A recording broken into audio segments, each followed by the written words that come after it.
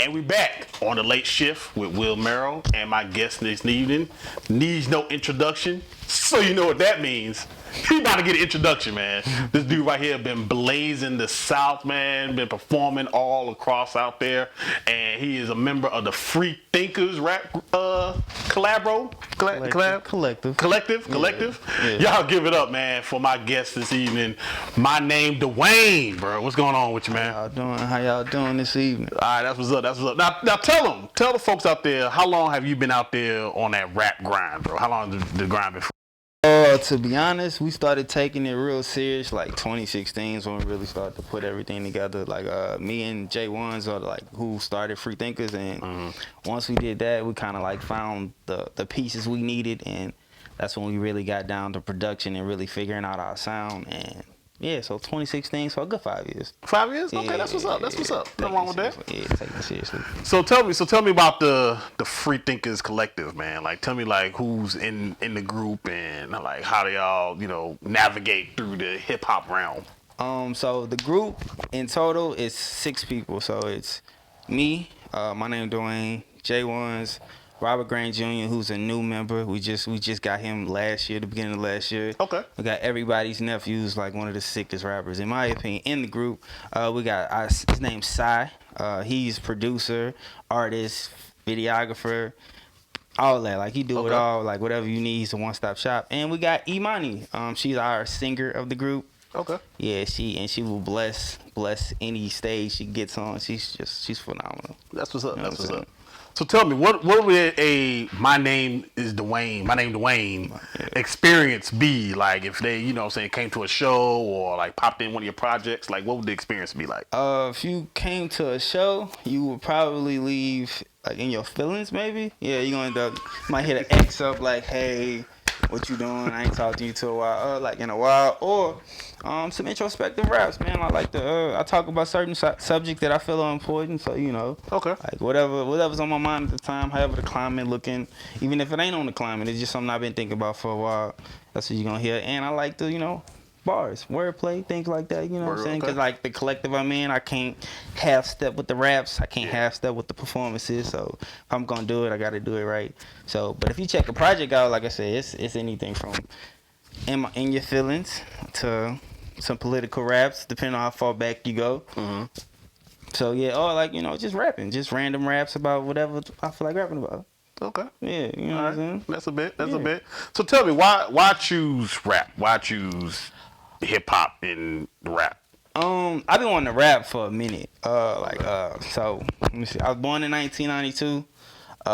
Shout out. Yeah. I'm a 90s baby. Shout out to the early 90s babies. Nothing against the later ones, but early. 95 is the cutoff in my opinion. That's why after 95 it got weird sometimes, but it's whatever. But you know what happened? They stopped making those two-door Sentras. That's what happened. Everybody wanted one of those. Yeah, exactly. Yeah. They stopped making them two-door Sentras after 95, man. That's when things went downhill. Yeah, man. But nah, man, I used to listen to like Master P, Soulja Slim, those artists, and I was like, man, I want to be a rapper. Like I used to think like, man, I could do that. And then like as I got older, I really started to figure out the type of raps I like and people who like what they rap like. Like Outkast came out, and like I was early, like I was really young, but like my dad used to listen to like a lot of like Master P. Like some CeeLo. It's really like he was very distinctive like with the artists he listened to, and I just kind of like I could do that, but I didn't really rap first. I started doing poetry. Okay. Like, poetry was the first thing I did because like that was the outlet. Because I am the youngest of my mom's children, so I wouldn't say I got overlooked or anything like that, but I was to myself a lot. So like in my room playing video games or writing poetry, because I wasn't really talking to too many people. I'm more of a introvert in my opinion. You know what I'm saying? So yeah. So that's why I started rapping. Like so once the poetry really like didn't go out, because honestly I did poetry for like 3 years down here, and like I'm in like these club settings and I'm doing poetry and everybody rapping about, because this Baton Rouge, you know how the rap scene is, man. They got a certain sound and I'm over here talking about my feelings and what I'm saying, I'm talking about emotions and political like, like, looking at me like who's next? Like I'll be done and that just like all right, that was my name, Dwayne. And then like nothing, nobody said nothing. But the minute I started like doing it over instrumentals, it was like, oh okay, Yeah. hey, you saying something? I'm like, I was saying the same for the beat, but it's whatever. And I think that's why I was like, okay. But I'm getting back into the poetry, like you know what I'm saying. I got a show Wednesday on some like a dead poet, so Okay. poetry thing, you know what I'm saying. So yeah. Okay. Well, I do have a question over here. What's up? So, are you more like a write them down kind of rapper, or are you like freestyle type of rapper? I'm more of a write them down, rewrite them, put 'em in my phone, record it, delete a whole section of a verse and then rewrite it, like that type of thing. I can freestyle a tad bit, but I probably got to be drunk. It's the only time the freestyle is on the flow, because like when I'm sober, I tend to overthink the bars and I get stuck. When I'm drunk, I don't care what I say. And it sound good? Yeah, it's just gonna flow. Do you ever off, record yourself while you drunk? Yeah, my friends have before, but I'm not gonna put that on wax because I be out of pocket saying the most. It's not, it might be some wild stuff, and it don't need to be out there on wax. The drunken flow master. Exactly, like how the drunken kung fu master, like it worked. Yeah, that's how I am with the raps. That type of thing. All right, so you mentioned the scene in Baton Rouge. Was there any? And you mentioned how like a lot of people wasn't really feeling you at first. Are you still kind of navigating through some apprehension to your style of rap? Honestly, no, man. Like the BR scene is really shifting, like rap wise, cause like I don't know. I still hear I don't hear like the old like the old turn up BR music like that, like Lil Josh, them type of dudes. You don't really hear that type of turn up. You do, but like the BR scene is way different. Like people like Gyro, who has like a Mick Jenkins, like Isaiah Rashad type flow. Okay. You got artists like Two, who he can do like a bunch. He like really got bars. Trey Lewis, Adam Dollars, like who got like to me, in my opinion, like a Jay-Z feel. Okay. So the scene is a plethora of artists. Like you might get a guy who sounds like Juice WRLD. Like I met one at the last show I did at Millennium Park. He had like a Juice WRLD type flow. So the scene is very inclusive now. Like however you coming, as long as it sounds good, the production's well, like you got to see that the table or whatever you know what I'm saying. You're included. Like long as it sounds good, people can gravitate to it. Yeah. And like every show I've done, to where like if I prepare myself and like I'm really on it, then like I don't mess up. Like everybody, where can I get your music? You know what I'm saying? Like it's love. So I feel accepted in my opinion. Okay. So even not just even here, like going out, like, cause I did a show in Florida, like right before COVID hit. Got love out there. Like, whenever I do, like I did one in DC, got love out there. So like I feel like my side's accepted. Okay. You know what I'm saying? That's what's up. Who's your favorite rapper? My one. Can I just give you one or like? Give me a top three. Top I'll give you three. Let's see. You can say right now, like, as of right now, and, old school, whatever. So, I'm going to go with Andre 3K. Like, that's definitely a top. Yeah. I like Jadakiss, just, like, aggression, bars. It's how, exactly, you know what I'm saying? Like, I just like how he rap, his delivery is crazy. It's very, like, he's respected, and it's just crazy. As of lately, man, let me see. It's a dude named Capital Steez from New York. He's part of the pro era, like Joey Badass, Beast Coast thing. Like I really like I like his rap. Like it's very, it's introspective. What's the word? I can't really think of it. Eclectic. I wouldn't say eclectic. It's really hard to describe. But I like Capital Steez. I like how it's thought provoking. It makes you think about what's life and like what's really going on. Okay. I got more, but that's just three. That's the top three. Yeah. Okay. That's what's up. So tell us about what other projects that you have coming out, what other projects you have out there currently, what Free Thinkers got going on, man. Just go ahead and plug everything you got going on right now, man. Let them know all that. Free Thinkers, we got a lot going on. So I dropped a project last year called Late on all streaming platforms. If you want to check that out. Make sure y'all get that, man. Get that Late, man. That's LATE. Let's see. Robert Grant just dropped something in October called I'm Not a Singer. Jay Ones just dropped something. called Red Wine, which is really dope. It's definitely for the ladies. It's a vibe. Free Thinkers, we dropped a bunch of stuff. We dropped something called Memos last year. Okay. Let me see. Man, it's a lot. It's just so much we do got going on. Then we got some new stuff coming. We got a collective project coming with the Free Thinkers. Everybody's Nephew has his debut, I would say EP coming out very soon. Robert Grant Jr. has something called Muddy Waters coming soon. We got a lot. We're cooking. It's a lot of cooking going on. We're just really trying to figure out that rollout because that is important, and just really getting the most out of people. We want everyone to hear it, so we really got to figure out how we're gonna present it to the public and get the visuals done like that. Because I think that's been our biggest lack. It's no visuals, because people nowadays got to see things to hold their attention. In my opinion, I feel you. So man, I appreciate you pulling up to us, man. Clocking in with your boy. I'm about to take over this interview. I'm about to interview y'all. You gonna interview us? Yeah, man. We ready? Yeah, stay ready. Question: What do you do? What is your profession? What do you do? I'm a Jackie of all trades. I would like to say. I have many professions. Mm-hmm. I edit. I bartend. I cook. I clean up. Tell a little jokey joke. Oh yeah. I get the party started. Okay, so you the main. Sometimes the party don't start till I walk in. Oh yeah, I love that. What about you, man? What's going on in your life? How you feeling? You know what I'm saying? I'm doing this. Got new baby. Oh, congratulations. Man. Yeah. Shout out to Macy. He the pappy. Yeah, got new baby pulled up. Yeah, man, and that's it, man. It's out here grinding. I definitely see you, man. We talked about that Lafayette show, man, and just what you doing. I really like it, man. Yeah. I had a bunch of. I know we talked a lot off camera, but I do still have a lot of questions. Who is your favorite comedian?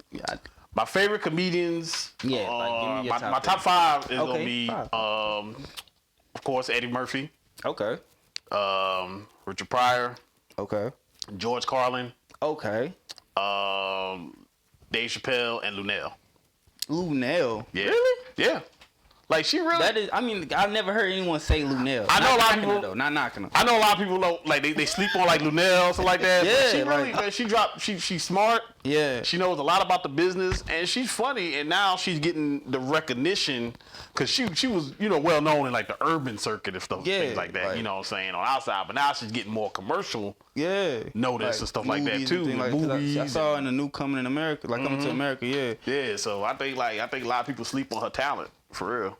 Yeah, like you said, the first time I had ever heard about Lunel was on that Cat Williams. I think Pimp Chronicles 2, if I'm not mistaken. It was her, him, Red. Oh, I know you're talking about. Yeah, that's the first time I had heard. Red Grant. I think Melanie Camacho. Yeah. That was she was really funny and like I said, I've never heard anyone, not even women, say Lunel's my favorite. Yeah, she she's getting to female GOAT status. Yeah, really. I in my opinion, I'm saying that on camera. Yeah. She's really getting on female GOAT status. It's getting there. I think that what she's missing is a real definitive special. Yeah. If she had a legit special to where people were oh man, yeah, this is legit, because all she done was been on tours and movies like that. She never had her own legit Lunel special. So once she gets that, man, that solidifies her. So so you feel she won't be. You feel she won't be GOAT status unless she gets that? Cause I think that people won't put her in that conversation list till she gets that. Without that. Yeah, till she gets that. I got you. So I think that people won't they're gonna sleep on her until then. Okay. What's your favorite special? My favorite comedy special? Yeah. Oh man, I'm about to say I'm a Grown Little Man by Kevin Hart. Really? Yeah. Because a lot of people pre-blow up, okay. Yeah, the pre-blow up Kevin Hart, the first special. Yeah. And I think because there was a lot more hunger in the jokes. I get you. I got you. There was a lot more hunger in there, a lot more okay, this is really, really funny and really different aspects of it. And I think now, and not knocking him, you know what I'm saying? He doing his thing. He doing his thing. But I think now is he's gotten to the point where the status has grown bigger than the talent. Ah, okay. And so now it's he's not. So this last special, man, it just wasn't. It wasn't as didn't relatable hit, as any of the yeah. other stuff he did, Right. and it was just kind of like, man, we can't do this no more. Oh man. But yeah, like, if he was go back to like that grind mode where he was just like, Getting it really, getting it, yeah. really doing the comedy, really doing stand up, man, I think he can come back. But do you think he can really get back to that? Because I mean, like, Not 'cause really. You don't think? Because I feel like he's not in the same mindset. Like, Yeah, exactly. Like you said, he was hungry. I think, yeah, he wasn't making as much. He wasn't as well known. Because I think around that time he had did was it Paper Soldiers? It was probably, yeah. Yeah, like Paper Soldiers, that little comedy movie. Like a lot of wasn't like really catching on. I think 'cause he did Soul Plane. He did Soul Plane. That. He had a TV show. I see the thing. I never even knew that. He had a TV show. I think it was I forgot what it was called. It was like him, Faison Love. It didn't last long. I mean, yeah. I see that. Like, It didn't last made long. no splash in the water for me. Yeah, it Like, didn't I last that never long. heard of it. Yeah, he had a TV show. Yeah, but he's been funny. But like I was, yeah. Yeah. Okay. All right. Yeah. You say you're a cook? What's your favorite thing to cook? Meatloaf. Really? But my daughter, hates it. What? Meatloaf is your favorite thing? Why? Why not? It's so like homely. Like I cook anything, like gumbo and all that. I mean, but meatloaf is where the heart is. Really? Like, got the mashed potatoes. Then you make your own little gravy from scratch. I've never heard anyone say their favorite food. What's their favorite food to cook? Is what, Alfredo? Why you said it like that? Is that like a basic meal? Like Alfredo? Oh, really? Do you know what all goes into making the actual meatloaf? No, I To mean, make it not like a big meatball in your mouth. Put me on. Like what is so You have to special put about bread, Okay. crackers. Okay. You gotta put your onion. Yeah. Crackers and meatloaf? See there, you got to put an egg. What? You have to make. Yeah, see, you don't know what you're. White people taking over everything.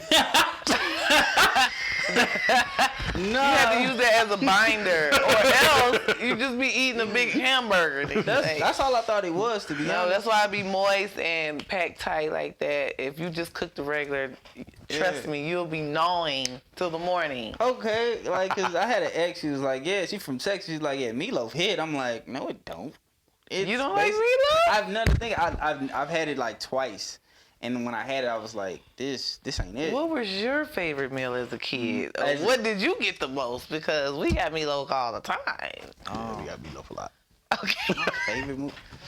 I was like I was a hood baby, so like my mom's from the country. Yeah, hot dogs? Raise it. No, like Oh. look, really, a struggle meal is probably one of my favorite. It's like egg and rice. Oh man. I am a hood. I don't eat that. You don't eat Nah, egg and like, rice? Sorry. I ain't gonna lie, rice and gravy though. My mom used to do her thing. Like she's from Bunkie, Louisiana. That's what I'm talking about. Shout out, man. I got a ticket there. Every other day is rice and gravy. I don't want it. I mean, hey, I need something different every day. Yeah, but like if I had to Mashed pick, potatoes like, and alright, gravy. if you about to whip a meal, but nah, like if I was to get a meal whipped now, let's see, probably some type of Alfredo. See? It's easy. You know what I'm saying? Chicken Some Alfredo, sauce, you know what I'm some saying? milk, Little- and just little- throw in whatever. Yeah, a little salad on the side, you know what I'm saying? Yeah. Do it up for white. Okay. Yeah.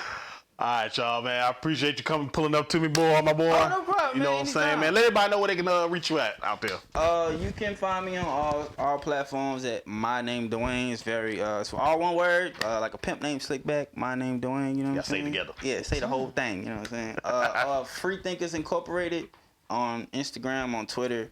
On Twitter, it's pretty much the same thing. I'm on all streaming platforms, so wherever you find music, I'm right there. You know what I'm saying? Tap in with me. I follow back on Instagram. You can joke with me, whatever you know what I'm saying. We talk about whatever, music, food, meatloaf, and how great it is. You know what I'm saying? Alfredo, don't forget the sauce. And Alfredo with the sauce, you feel me? With the shrimp, chicken, all that. You know what I'm saying? But that's who I am. All right, that's what's up. Appreciate you. My name Dwayne. We'll be right back after this.